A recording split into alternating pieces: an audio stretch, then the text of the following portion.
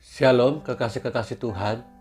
Pagi hari ini kita kembali membaca dan merenungkan firman Tuhan dengan judul Cukuplah Kasih Karunia-Nya. Bersama dengan saya Fani Paendong. Surat Efesus 2 ayat 1 sampai dengan 10. Kamu dahulu sudah mati karena pelanggaran-pelanggaran dan dosa-dosamu. Kamu hidup di dalamnya karena kamu mengikuti jalan dunia ini, karena kamu mentaati penguasa kerajaan angkasa, yaitu roh yang sekarang sedang bekerja di antara orang-orang durhaka. Sebenarnya, dahulu kami semua juga terhitung di antara mereka, ketika kami hidup di dalam hawa nafsu daging dan menuruti kehendak daging dan pikiran kami yang jahat. Pada dasarnya, kami adalah orang-orang yang harus dimurkai, sama seperti mereka yang lain. Tetapi Allah yang kaya dengan rahmat, oleh karena kasih-Nya yang besar, yang dilimpahkannya kepada kita, telah menghidupkan kita bersama-sama dengan Kristus.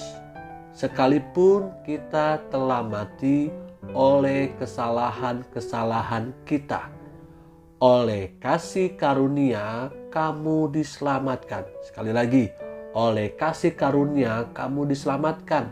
Dan di dalam Kristus Yesus Ia telah membangkitkan kita juga dan memberikan tempat bersama-sama dengan Dia di sorga. Supaya pada masa yang akan datang Ia menunjukkan kepada kita kekayaan kasih karunia-Nya yang melimpah-limpah sesuai dengan kebaikan-Nya terhadap kita dalam Kristus Yesus. Sebab oleh kasih karunia kamu diselamatkan oleh iman. Itu bukan hasil usahamu, tetapi pemberian Allah. Itu bukan hasil usahamu, tetapi pemberian Allah.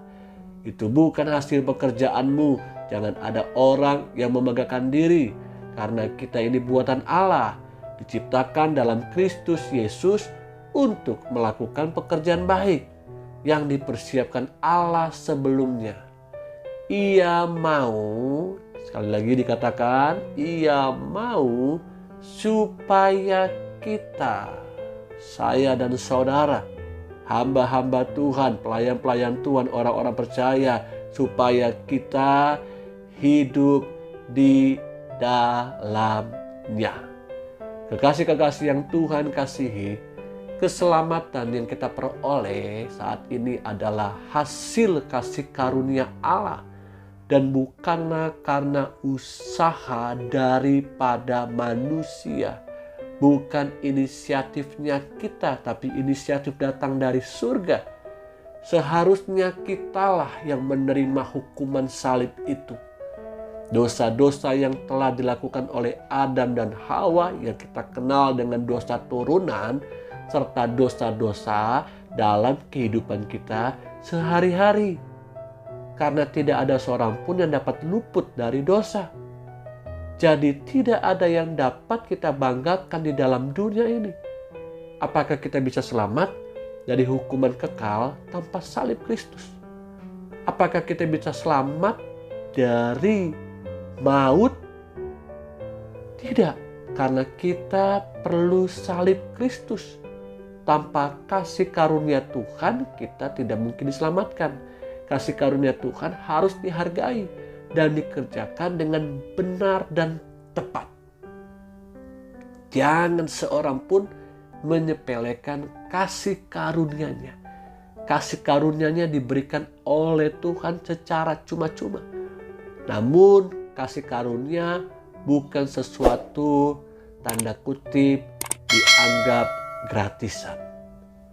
Mari sebagai orang-orang percaya yang sudah lebih dahulu meresponi keselamatan yang Tuhan sudah berikan, hargai dan hormati kasih karunia Tuhan. Karena kasih karunia Tuhanlah kita bisa ada sampai hari ini. Karena kasih karunia Tuhanlah kita bisa bersama-sama dengan orang-orang yang kita kasihi untuk berfellowship, untuk bekerja, belajar, bahkan melayani pekerjaan Tuhan.